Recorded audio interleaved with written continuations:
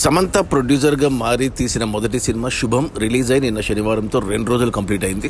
ఈ 2 రోజుల gross collections చూస్తే తెలంగాణలో ఈ సినిమా 60 లక్షలు గ్రాస్ కలెక్ట్ చేస్తే ఆంధ్రప్రదేశ్ నుంచి 90 లక్షలు గ్రాస్ వచ్చింది. అలా టోటల్గా 2 రోజుల్లో శుభం సినిమా 1.5 కోటి గ్రాస్ కలెక్ట్ చేసింది తెలుగు రాష్ట్రాల్లో.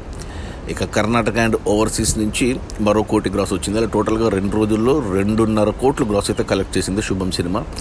ఇక అందులో థియేటర్ల రెంట్లు, గవర్నమెంట్ ట్యాక్సులు, ఖర్చులన్నీ పోను డిస్ట్రిబ్యూటర్ షేర్ వచ్చేసి 1 కోటి ఉంది.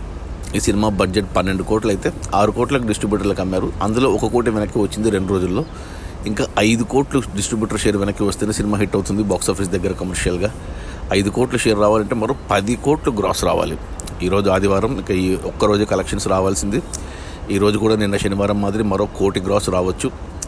ఇక సోమవారం నుంచి వర్కింగ్ డే కలెక్షన్స్ ఉండవు. సో టోటల్ రన్లో నాకు తెలిసి సినిమా మరో 2 కోట్ల గ్రాస్ 1 కోటి షేర్ కలెక్ట్ చేయొచ్చు.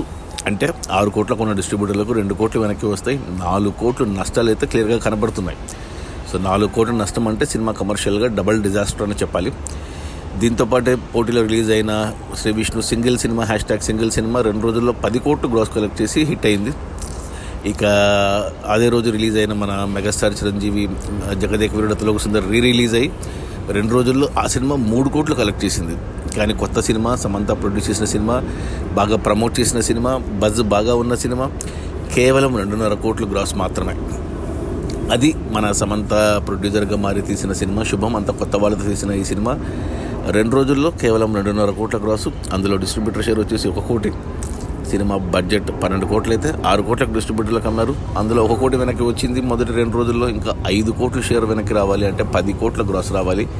కష్టమే. సినిమా కమర్షియల్గా డిజాస్టర్. Okay, bye.